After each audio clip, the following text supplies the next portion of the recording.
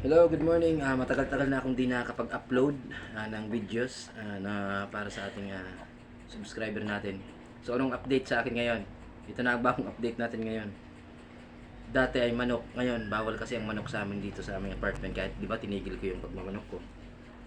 Bali bininta ko na rin yung manok ko at yung isang manok na binili ko na galing sa farm ay pinahiram ko na muna sa aking katrabaho.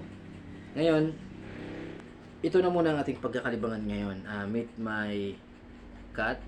Siya ay Siamese at cross ng Persian Big Bones. So, ito na muna ang aking pagpupukusan ngayon. So, ito muna ang aking i-upload ngayon araw-araw.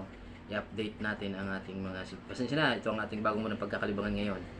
Alam ko naman na hindi lang naman manok ang ibang mga subscriber ko dito na mahilig sa manok. Pati rin naman sa iba. Sigurado ako na meron din sa inyong mahilig sa mga pusa. So, ayan.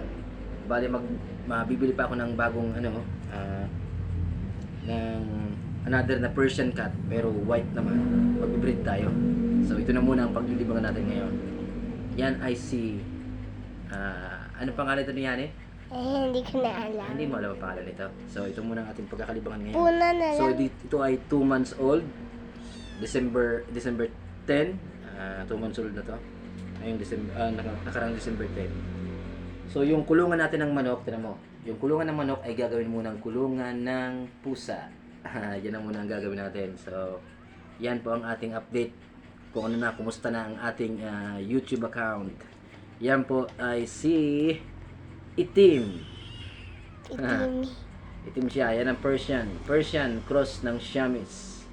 Bali, nakuha niya ang kanyang balbon ay sa magulang, hindi siya masyadong kasi ang Persian ay mabalahibo. Big bone. Ngayon, ito ay hindi masyadong mabalahibo, pero hindi ko alam. Kasi 2 months old pa lang yan, pakiramdam ko mabalahibo pwede naman eh.